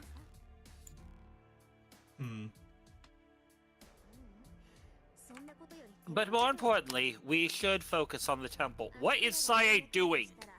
I don't know. If that temple's built... You can... Yeah, Pokemon could probably take over for Rin if you want. Yeah, I can take over for Rin. By the way, the that branch of the association is called the Atlas Institute. But don't worry about that. That has nothing to do with this game in particular. Yeah, it's like... If that temple's built on a ley line, Masters would jump at a chance to seize it at the earliest opportunity. Oh. Go ahead, finish. At the earliest opportunity. So why would other Masters overlook it? I had to take over because you were muted. Yeah, she had to take over the entire time, and she's like, man, I can't keep doing this. Somebody else. I step up, and you come back. Oh, no, I can. I basically did my impression of your Rin voice for Rin. I was just going to say, like, Pokemon can do it, but, yeah, no, then you jumped in, I'm like, alright, if she wants to, I guess. I'm never gonna get the chance to voice Rin. I mean, fair enough, I guess. Yeah. Because Ryoto Temple's there. It's under surveillance, so it wouldn't be abused. All the monks at Ryoto Temple are real priests in training. They're not outliers like us, so it would be easy for a master to cajole people like them. No, that is incorrect, Rin. It would indeed be easy for a master to gain control of that temple, but the mountain is surrounded by a bounded field, which proves problematic for masters. Huh. A bounded field that would be trouble for us? Yes. Some sort of thaumaturgy is at work which removes everything other than natural spirits from that mountain. It does not affect humans, but servants are quite vulnerable to it. It gets rid of everything other than natural spirits. Does that mean servants can't set foot on the mountain? It's not impossible, but our abilities will likely be considerably weakened. It's like receiving a command spell order not to enter that place.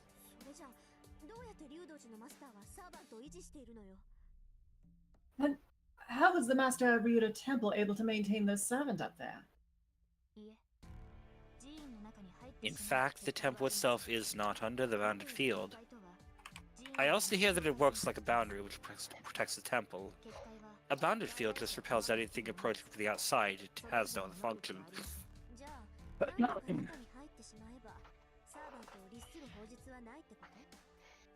So once they're inside, there's no thaumaturgy that controls servants?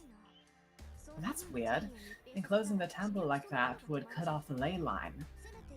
There should at least be one pathway in, or it wouldn't be essential point. That is right.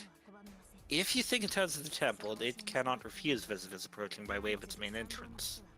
Following this logic, it is my understanding that the main road leading to the temple does not have a bounded field cast over it. The main gate is the only place that does not have power to command servants like us.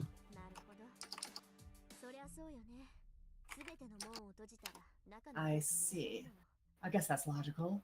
If all the gates were completely closed off, the air inside would grow stagnant, so there's one main gate. That is all I can tell you.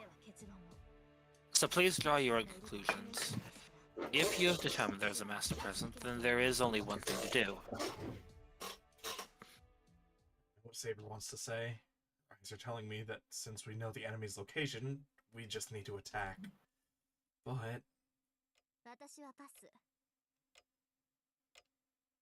I'm going to pass. It feels like a trap, and honestly, I don't want to make a move based only on the information we have now. If we're going into the enemy's own base, we should wait until we know what sort of servant they have. That is unexpected. I thought you would be the first to suggest fighting. Insult me if you want. Archer's not back to his full strength, so I'm going to remain a spectator for now. Understood. Then Shiro, let us head over to the temple by ourselves. Saber is matter of fact about it, but I'm... Don't fight. Okay. If I may, No. fight, lead. No. Lead. No. Don't say anything. Anything. Anything. I have my suspicions as well, but yeah. No, I agree with Tosaka. We shouldn't be going there yet. What? Are you saying you will not fight either? That is ridiculous. What was the point of me resting then? We must strike first. Especially now that we know where our enemy is. Know that. We need to wait, Saber. The master at Ryudo Temple is so thoroughly prepared, they'll have a trap set up for us. Rushing in without a plan is suicide. Osaka's right. We should at least wait until Archer's recovered. These are the risks we must always face. I do not expect victory without injury or setback. Even if the enemy's traps pierce my body, I can fight on so long as I have my head. No matter how badly injured I am, it is worth the risk if we can defeat his master, is it not? What? Don't be such a fool! Who would ever say it's okay to get hurt? It's fine going in knowing the risks, but it's a suicide mission. It's stupid. As your master, I can't let you do something so dangerous. Going over to Ryudo Temple would be suicide, no question. The lone road leading up to the temple is sure to be packed with traps or obstacles, maybe both. It's one thing to go in expecting dangers, but doing it without a plan to deal with them is suicidal. No matter how powerful Saber is, she's still held back by my weakness. I would hate for her to push herself to fight and end up... If it ends up like it did last time, I can't agree to just charge in blindly.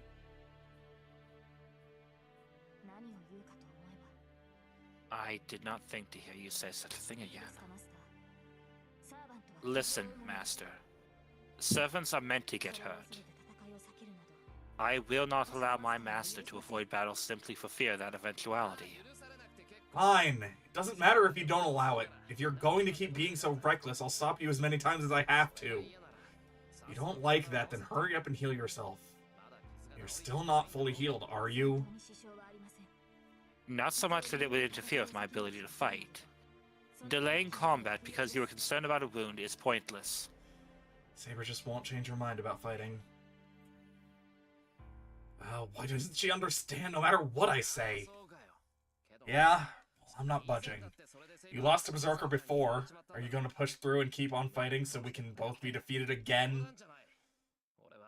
Oh. You've got to be kidding me! I don't want to get killed all over again. And then, I expect Saber to argue. Instead, she just draws a breath in and... Cool girl. Her tone is apologetic. I'm sorry to be unfair. I'm still not willing to attack yet. No, I can't let the Master at Ryoto Temple do as they please, but we're in no condition to fight. If we rush in now and are defeated, then who will stop the Master at Ryoto Temple? Listen, we're going to attack, but only after your wound is healed and we're in peak condition. If you have a problem with that, go find another Master. Understood, if Master insists. Wait, which one, Saber? To which one, Saber? Our contract is now broken. Later. Later, bitches. Saber's voice is quiet as she answers, and then she falls silent. 1 second, I'm getting on my King Arthur mobile, which is an actual thing in Fate. I'm not kidding. I think we're Come, also... Patsy! And just like this kid with like 2 halves of a coconut just comes up behind her, banging them together. Mhm. I think we're It's also... We ride! It's a coin-operated lion. I think we are also reaching the point where I stopped playing, and I think I actually did go down the fight path when I originally played, but it's been a hot fucking minute, and I remember almost nothing, so yeah. I don't think I got past this day. I think I ended after this day. Drag it in the chest. Our conversation ends there. Tosaga and Saber both go back to their rooms. I'm left alone in the living room, and find myself starting to regret what I did. Well, it's too late. I could have said it differently, so why did I have to say it the way I did? How was I only able to convince her with words that cut her so deep?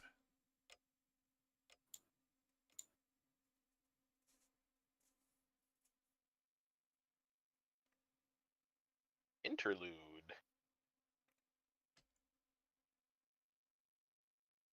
Fate.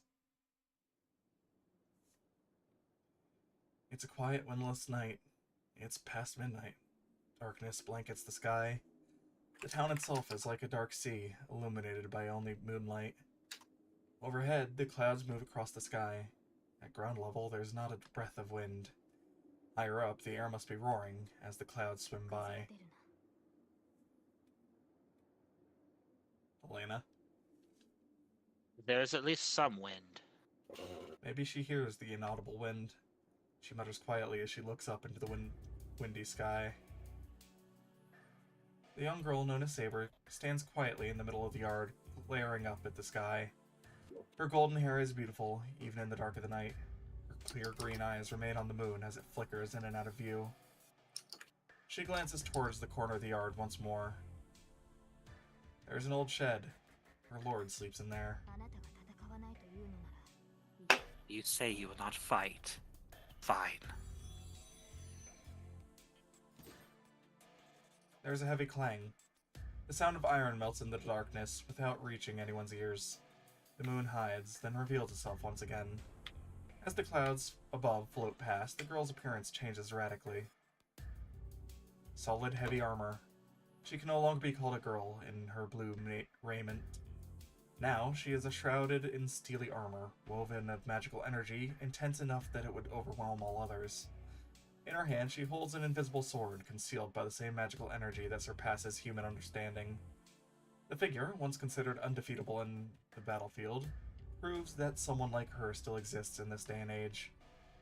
Though her sword is invisible, The majestic air she exudes proves her exceptional skill as a swordsman. This is what has made her Saber, the hero of the sword, said to be the strongest of all the seven servants. A knight among knights who remains ever civil and acts according to her lord's will. Whatever the other heroic spirits may be like, she remains the ideal swordsman who would never defy her lord. But that ends tonight. She is here defying her lord's orders. Rather, she is not fully disobeying her lord.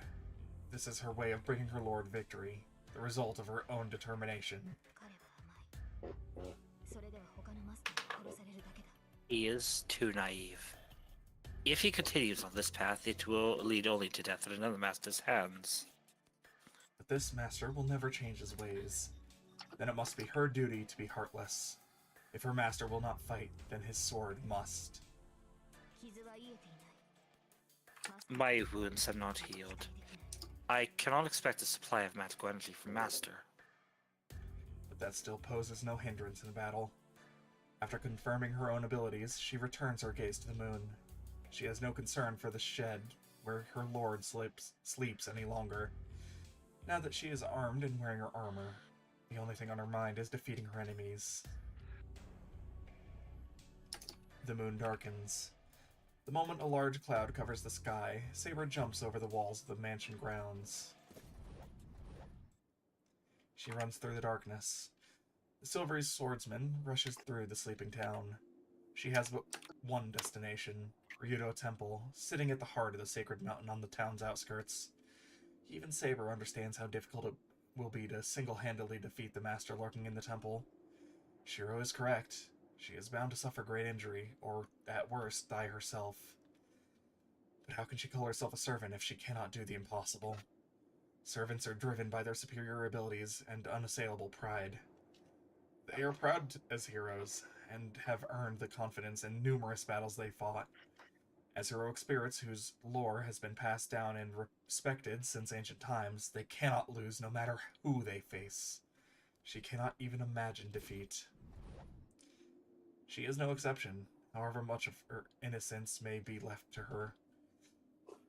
Being granted the title of Saber is all the more reason she cannot ignore that pride. And that pride will not allow her to just sit by and do nothing when she can face her enemy. And so she must brave any traps that may await her, and face her enemy as if she were alone. If she has no chances of winning, then she must simply use her sword to create one. Her sword is a celebrated blade. It has cut countless enemies down.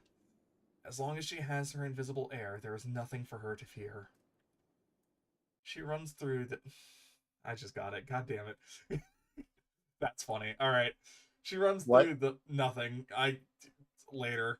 She runs through the mountain pass and up the road leading to the temple. After she cuts through the mountain pass, an imposing stone staircase awaits her. It's a fucking pun. I get it. It's fine. I'll talk about it later.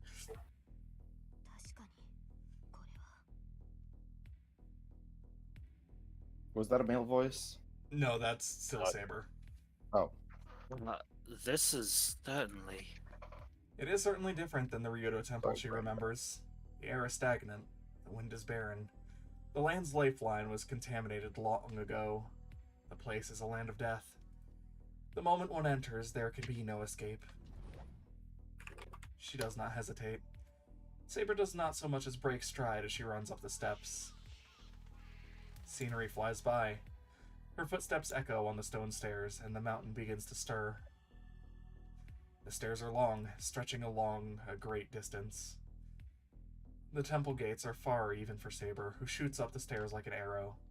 So long are the stairs that it is impossible for one to pass through the gate undetected. An ambush surely awaits along the way. Reaching the gate will not be easy. Whatever schemes may await her, she must simply smash through them and keep moving.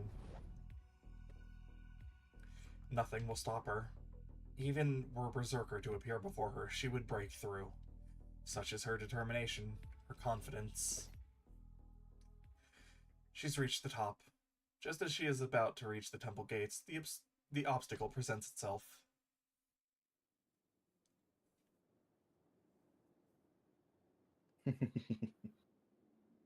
This one's me. I assume that's Saber, but yeah.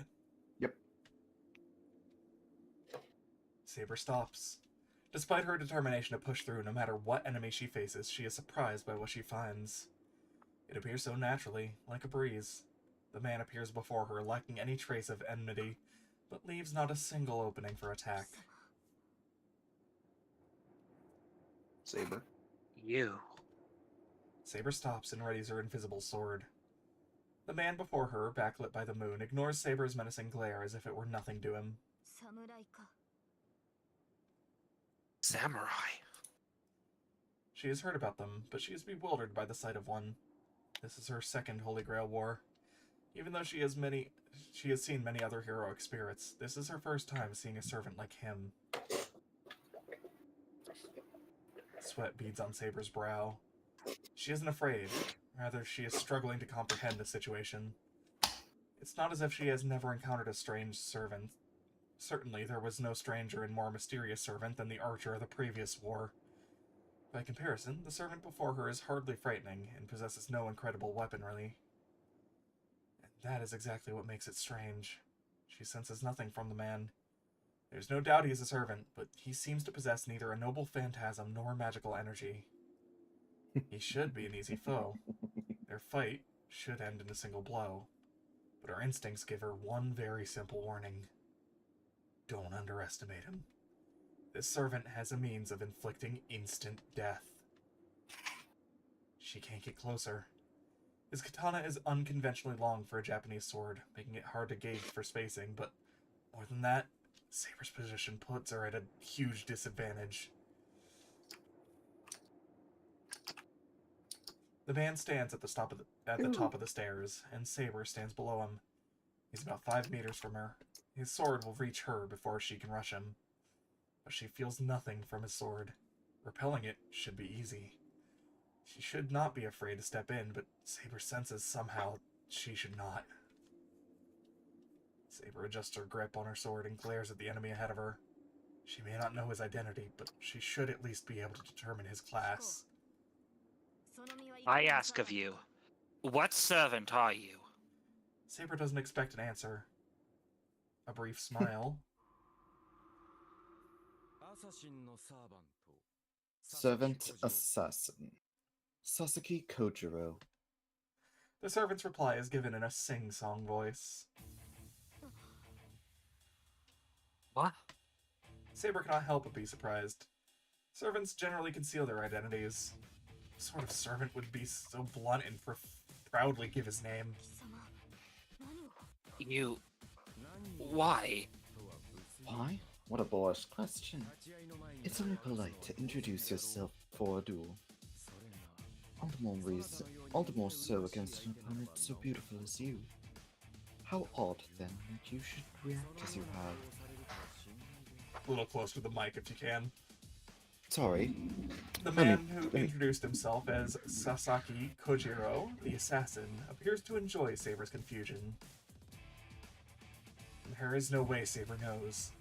She has no idea the servant is a swordsman who wields a long sword called Monohoshi Zao, and was rumored to have been an unrivaled swordsman during the Keicho era in Japan.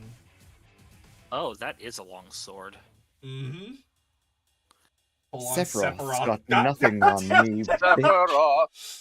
I was gonna make the same joke. Why do I hear One-Winged Angel playing? Curb, this is why we played Split Fiction. We share the brain cells. You're so fucking right. Knowing, of course, would change nothing. The man's origin is unknown, and even his existence is uncertain. His story was told only by word of mouth, and there is perhaps only one person in the world who knows the true identity of the man who is hailed as the greatest swordsman in the world. The man who never left a mark on history, but was Sasaki Kojiro's archenemy, and the only one to have ever defeated him. So how can this man be called a hero? The assassin Sasaki Kojiro is a presence far removed from Saber herself. Who among heroic spirits could know the abilities of a swordsman who could not himself normally be a heroic spirit?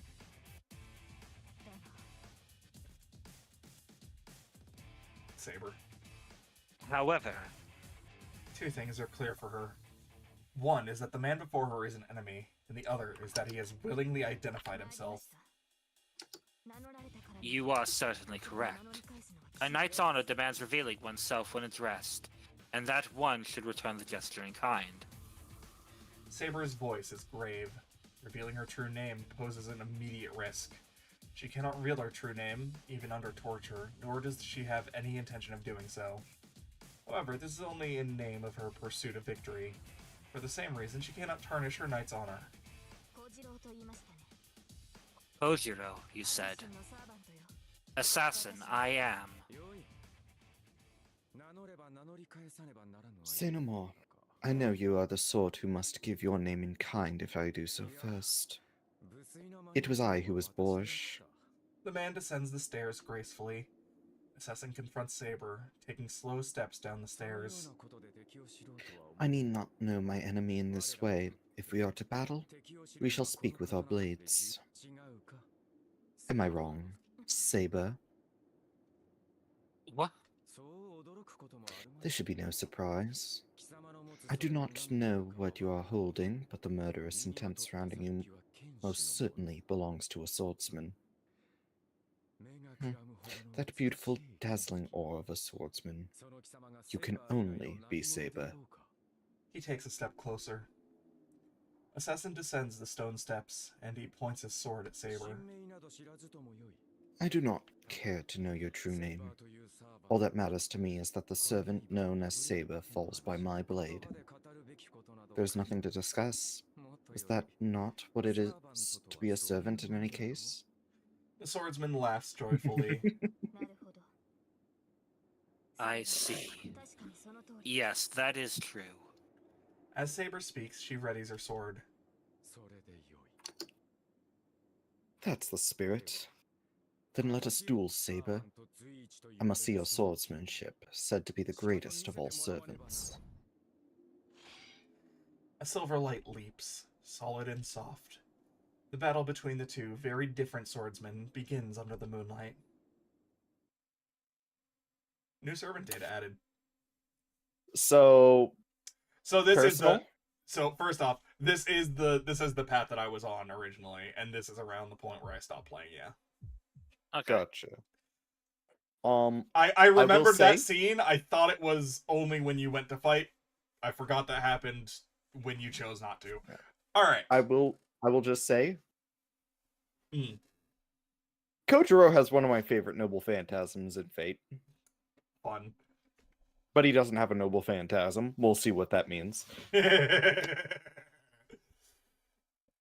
Is how much choosing to longer fight is a dead this? end? Yes, choosing to fight is a bad end. Hmm. It's a dead end, yeah. But how much longer is this one? Are we reaching the end of the day? Or is this gonna draw us all the way over? We have the node that we just entered, and then another interlude, and then another node. Oh, good lord. Okay, yeah, no, we should wrap this up here. Yep. Because I get the feeling it's getting Thank late you. for Elena, yeah. Alright, Alrighty. I think we'll wrap things up for there. So, thank you all so very much for stopping by. Take care of yourselves. And we will catch you in the next stream.